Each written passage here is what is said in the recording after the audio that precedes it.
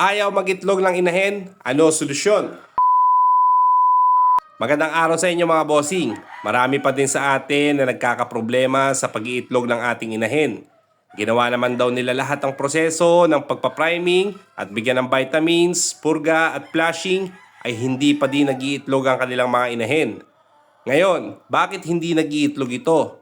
Dahilan din minsan ang panahon, umuulan or sobrang lamig.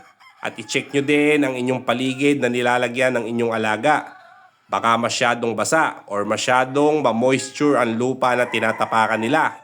At baka talagang wala pa sa panahon ng pag-iitlog ng inyong inahin. Wala pa siyang senyalis na ready na siya for breeding. Katulad na umuupo na talaga siya or nagkakakak na siya. Kaya may tendency talaga na hindi mag-itlog ito. Pero may isang tips tayo na para mag-itlog ito, kagaya po nitong mga naipon natin. Almost 80 eggs po yan sa loob ng less than 20 days ang pag-iipon natin sa 7 inahin po yan mga bossing. Talagang masasabi natin na bumuga ang initlog ng ating alaga. Halos minsan araw-araw ito. Ngayon, ang tips natin mga bossing, kung talagang lahat ng senyales na mag-iitlog ang inyong alaga ay nandun na, pero wala pa din proseso sa pag-iitlog niya ay ganito ang gawin nyo. Dahil naranasan ko na din po ito. Una, syempre ang mga breeding pellets na ginagamit natin. Ang breeding pellets po ay nakakatulong para sa pag-iitlog ng ating mga alaga.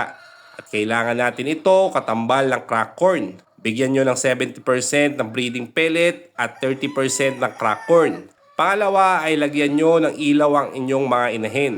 Dahil may ilaw ito sa gabi, napapahaba nito ang araw niya at mas nagiging active sila at pipitikan nyo sila ng mais mga bossing. Hanggang 8 PM lang naman ang pailaw para ka lang naman nagdilimber. At pangatlo mga bossing ay yung hinahalo natin sa pagkain at vitamins. Yung hinahalo po natin sa kanilang patuka ay mantika mga bossing. Kung talagang hindi po sila nag-iitlog kahit ano gawin natin, yung mantika po na to ay isang vegetable oil mga bossing. Ihalo nyo po yun. Tapos bigyan nyo sila ng vitamin E para sa paglalangis ng kanilang tiyan.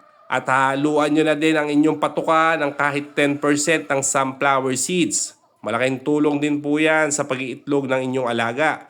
At para maging healthy at malusog ang iitlogin ng inyong inahin, ay sa umaga magbigay kayo ng egg 1000 at sa hapon ay Bitmem Pro powder. Kaya siguradong magiging maayos ang makukuha nyong itlog sa ating mga inahin.